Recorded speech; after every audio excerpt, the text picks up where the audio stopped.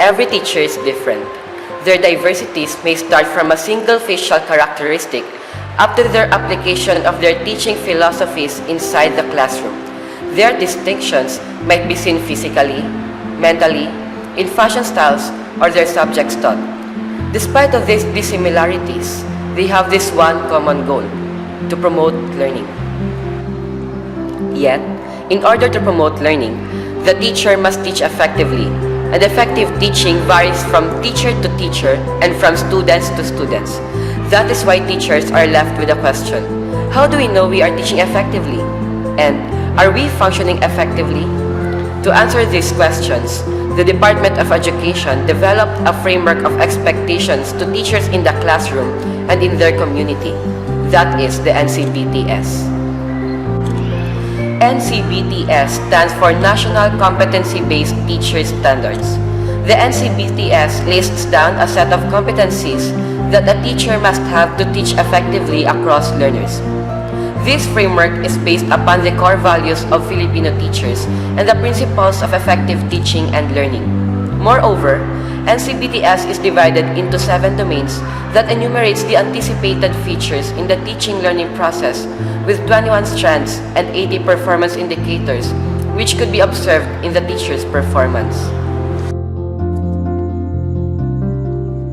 The first domain is the social regard for learning.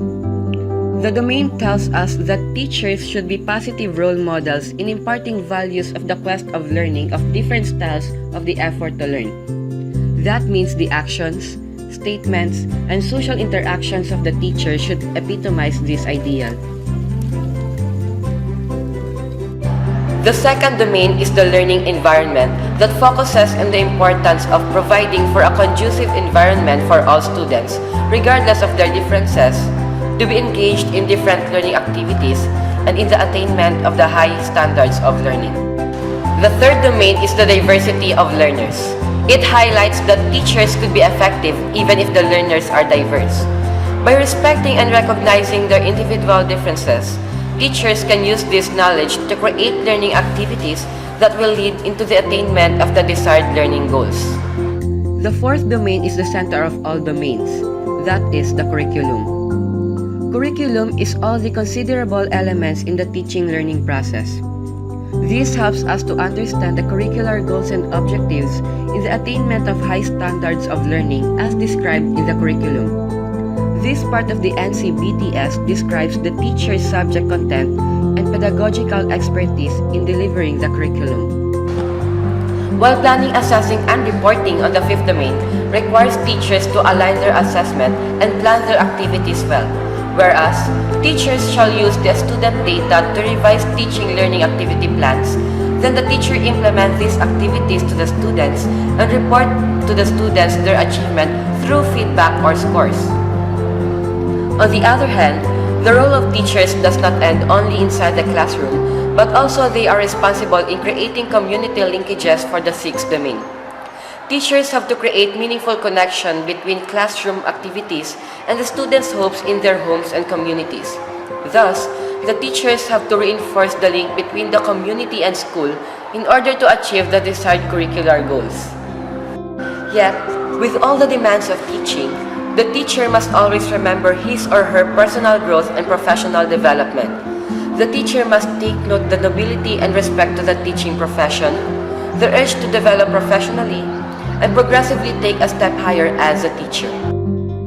However, the role of the teachers as professionals do not end with the demanding character in the school and community, but also teachers are globally responsible for their dignity and reputation as licensed professional in any setting. That means every professional teacher must maintain his or her moral values and develop the competency required. Hence, these responsibilities of the teachers across settings are stated in the Code of Ethics for professional teachers. According to the Code of Ethics, schools are the nurseries of the citizens of the states and the teachers are the midwives of these children. Teachers are assigned to transmit cultural heritage and nationalism to the citizens of the nation. Since teachers are the role models of the society, they are expected to be the epitome of high moral values and obedience to the Constitution and laws of the nation. On the code of ethics, teachers are also like spiders creating webs not only inside the classroom but also in their communities. They shall provide leadership and initiatives to participate activities in the development of the community and create a non-stereotypical society that maintains and encourages harmony among every members of that community. Teachers must also be loyal to his profession as a teacher. He or she is responsible in protecting the image of teachers as the noblest profession by upholding the highest possible standards of education and by continuing his or her professional development with the help of the school. The spirit of professional loyalty and cooperation with colleagues are expected to teachers. In the midst of controversy, teachers must support one another. Teachers must not claim the work of others and must organize his or her records before leaving teaching profession. Teachers must keep confidential information about the school, even take one pedestal higher in his profession whenever a vacant position is available. Assessment is the teacher's measuring tools. The teachers are tasked to measure students' learning and determine their academic marks and promotion. The interest and welfare of the learners must be handled justly and impartially without prejudice nor discrimination. Accepting gifts and favors and extra payments from tutorial are strictly discouraged. Whatever it takes, teachers should provide learning experiences well, and the only basis of every student's academic performance is the merit and quality of their works.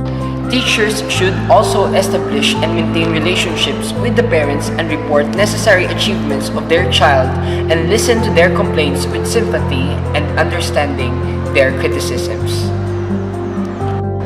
Teachers can engage legitimate and personal income generation activities, but it must not affect negatively of his work.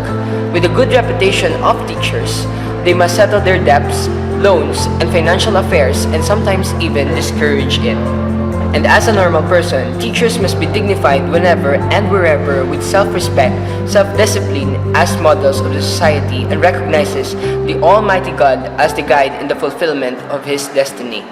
With all of these enumerated ethical standards and policies in the Code of Ethics, a passionate teacher, mentor, facilitator, and a second parent will do the best that he can do to fulfill and abide with these multifaceted roles of being one of the noblest job, being a teacher.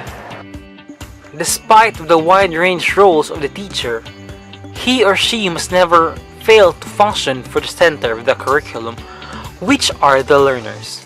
The learners must establish an environmental relationship with the school as comfortable as possible. Considering all the factors in building of this relationship, it is the responsibility of the school and the teachers to create an environmental system for the learners called the Child-Friendly School System.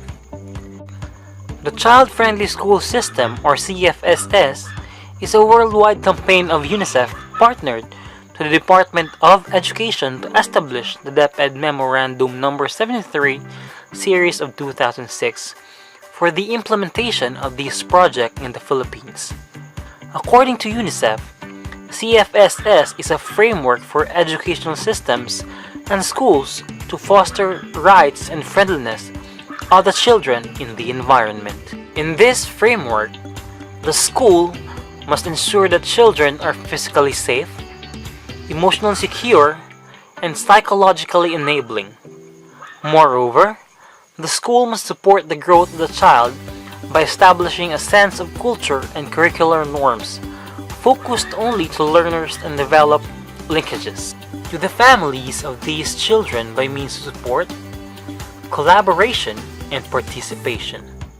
So, teachers are primarily the environmental setter inside the classroom and plays important factor in creating an effective and conducive classroom. A child-friendly school system has two characteristics. One, it should be a child-seeking school that actively identifies out-of-school youth to be encouraged to enroll at school. And second, it should be a child-centered school that leads to the realization of the child's full potential to become a whole child. After the school has become child-friendly, learning is expected to be fluid. Schools have to solve his old adversary, the fight against illiteracy. Literacy is the inability to read and to write. In order to fight this, the Department of Education through DepEd Memorandum Number 244, Series of 2011, gave its thrust to establish a national program called Every Child a Reader Program, or ECARP. ECARP is designed to furnish elementary pupils with reading and writing skills to make them independent young readers and writers, and also train teachers to become multiliterate and independent problem solvers. ECARP also aims to motivate the Filipino youth to learn from the walks and works of life of renowned Filipino and uphold one's own heritage and values. Most importantly, reading must be shared physical experience amidst of the inclination to online activities. Due to this, the DepEd declared the month of November as the National Reading Month to foster reading and writing abilities of the students through the following activities. Read-a-thon. This is to search for the most outstanding individuals or group readers in elementary schools. Drop everything and read, or DEAR, as a 15 to 20 minutes activity for reading available books in the school. Third is the Kaklasiko Sagot Ko, where independent readers will mentor a non-reading level student. And to celebrate all of these, November 25, 2011 is declared to be a nationwide Araw ng Pagbasa to celebrate the importance of reading and writing to everyone. With all of the school activities in a one-year cycle, and ECARP is just one of the examples, learners tend to forget to go back to the place where all these activities happen, which is the environment. The school, teachers, and the learners are responsible to maintain their school to continually deliver its service to the next generation youth. In order to formalize this responsibility, the Department of Education devised a program called Brigada Eskwela, or also known as the National Schools Maintenance, conducted on the first week of June before classes start. Brigada Eskwela emphasizes the importance of collaboration between all of the stakeholders of education. They are encouraged to participate and give time, effort, and resources to maintain the school and ensure that the public school facilities are ready for the opening of the classes. The emphasis of the Brigada Eskwela in creating a connection between the different stakeholders of the curriculum hints the importance of their roles in the holistic implementation of the curriculum. In order to bridge the stakeholders back to school, the government implemented the Republic Act 8525, or known as the Adopt a School Program Law. This law tasked the Department of Education responsible in creating projects that would allow collaboration of the private sector. These projects would serve as an instrument to address the needs of the school in giving students quality learning environment and instruction, and in making valuable learning experiences to students as wider as possible. As of September 17, 2015, the Department of Education have created partnerships with 120 companies to show the goal of education among learners as effective as possible. Our collaboration with the school stakeholders is one significant hint that we are urging to improve our educational system. To address this wish, the Department of Education launched their flagship program called Schools First Initiative Program. According to the former Secretary of Education, Florencio B. Abad, there is a crisis in education that we are not spending enough, which leads to shortage of classrooms, few admittance of teachers, and outdated textbooks that lead to a mediocre performance of the educational system of this country. Through the Schools First Initiative program, the DepEd provided hints that signals improvement in the quality of educational outcomes in the country. First, participation. Second, completion. And third, achievement. In order to improve more, they have created the Sfi Package, which has 3 components. First, to enhance learning. Second, to gather more learning resources. And lastly, to have focused organization for learning.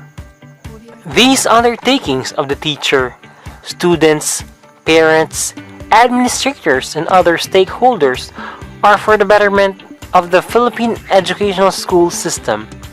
If we all do this hand in hand, we will become better individuals, better learners, better students, better school, and a better nation.